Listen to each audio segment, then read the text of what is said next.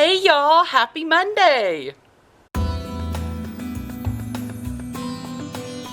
Welcome back. So I'm gonna share with you a little tour of the garden, an update on my seedlings, and the thing that has got me so excited right now, I just can't hide it. I found out from my friend Kristi of Miracle Haven Garden on Instagram, and she's also the author of a composting book, and I'll put a link to something about that down in the description. But she told me back in the summer when I visited her that if you reach out to the sanitation department of Glendale, the city of Glendale, they'll bring you out a free compost bin. So I did it, and I'll tell you a little bit more about it in a minute, but I want to show you the bin real quick. Here it is. It comes up probably just about a little bit above my knees, and it comes like this. It comes with all the holes already pre-drilled in it. These are their old trash cans that they're recycling, and then they cut the bottom out so that, you know, things that are, so we got to move those rocks because we want the dirt exposed to the compost so that worms or any other little friendlies that come in and help us chew up our compost will do that work. So I'm super pumped about this, and like I said, I'll chat with you more about that in a minute. Had my tumbler composter for, you know, probably a year and a half, and I had a couple of decent batches of compost at it, but for one reason or another I just really wasn't that good at working with that tumbler. Now I've got a trash can over here that I found in bulk trash, and I'm really good about putting all of my yard waste in that bin. Now that bin doesn't have any holes in it, and we actually, when we had to dump it for bulk trash, it was super gross because so much water had built up in there. So I know I'm good at building a pile, and that's the cool thing about Kristi's book, Composting 101, I believe is the name of it, is because it teaches you the simplicity of building piles. So with that being said, over the course of the next couple weeks, I'm going to be steadfastly following her book and composting according to that.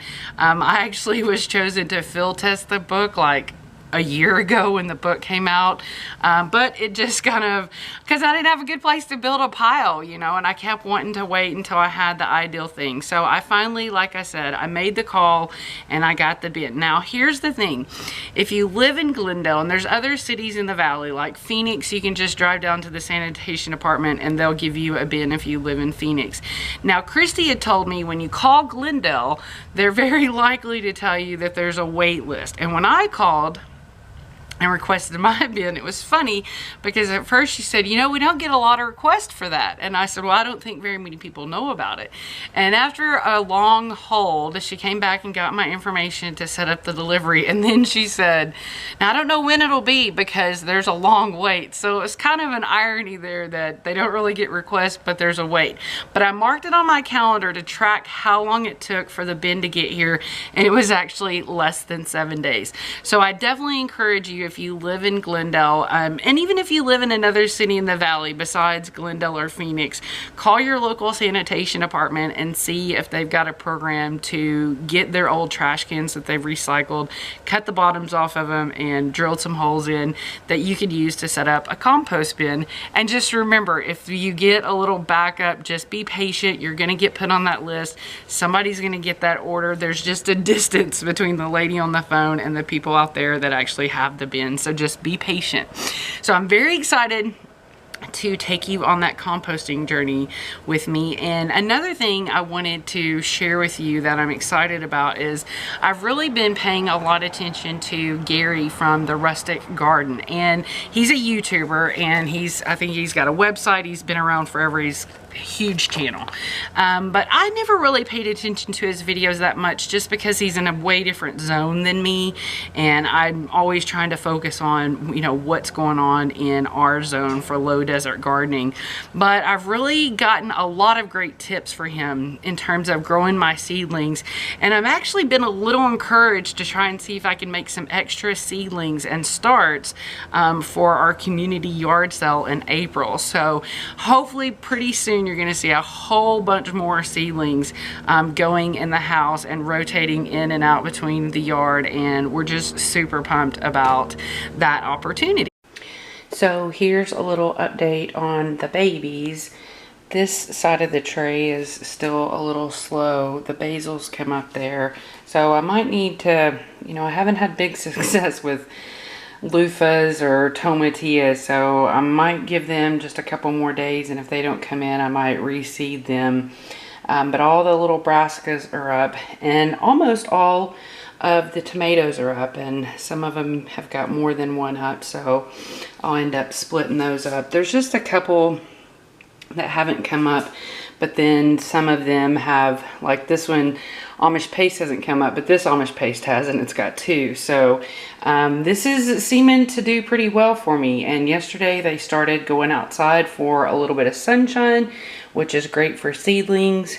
It's great for seedlings not long after they pop out of the soil to start getting a little bit exposure to the sunlight, because it makes them stronger when that time comes to hardening off. They're a little bit more adaptable to the UV rays right now while they're so young.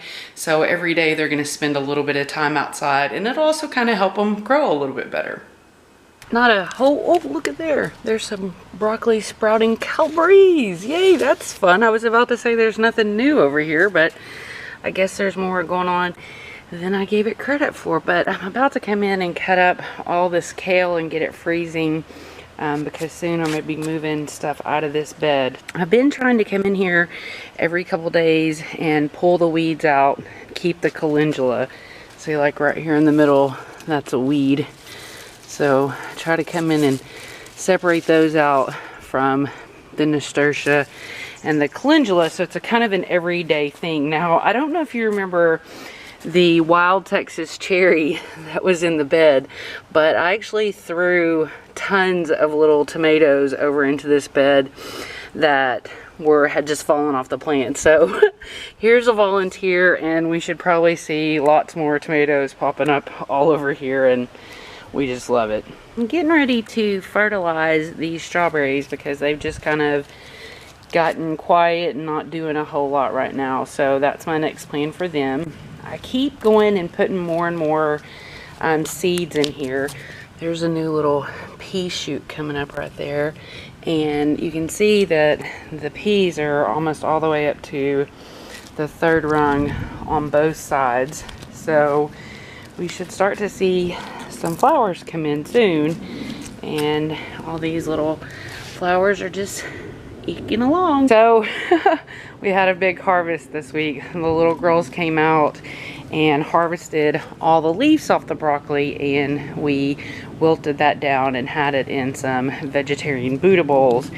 And here, if you're not following me on Instagram, are my awesome Brussels sprouts. So some of those are getting to a nice size. So I'm getting ready to cut their stalks, let them dry out, and then I'm gonna start dumping buckets and get these ready for something else in the spring. This little baby cauliflower, I left it over here, so it's going to flower.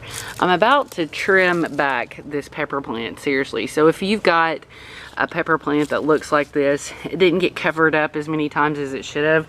So I'm gonna cut it way back, and then we're gonna watch it blow back up. And this is a red romaine that's going to flower. And here's this huge, crazy mustard green, and we're gonna have this tonight with some beans, so that's really gonna knock all that down. But I wanted you to be able to appreciate the kind of 2-3 foot monstrosity of that bean. And here's the little happy pool. We've got lots and lots of cilantro over there, lots and lots of dill. We've got some beets come in randomly through the middle. This red romaine is awesome. We've been cutting it for tacos. And the spinach is slow mowing its way through life. Well, I hope you enjoyed the little tour and seeing everything that's going on. These warmer days in the 70s have really been doing such wonderful things in the garden. I'm just tucking flowers in everywhere I possibly can, and I'm just gonna overseed everywhere possible and just see what comes up. So I hope that you are gearing up for all your seedlings, getting your gardens ready, getting your beds ready, because the home stretch till now and time to plant is getting closer and closer and closer. And as always, I want to thank you so much for taking the time to check in on my videos whenever you get a chance. I hope you get yourself a compost bin for free, and I hope you have the best day ever.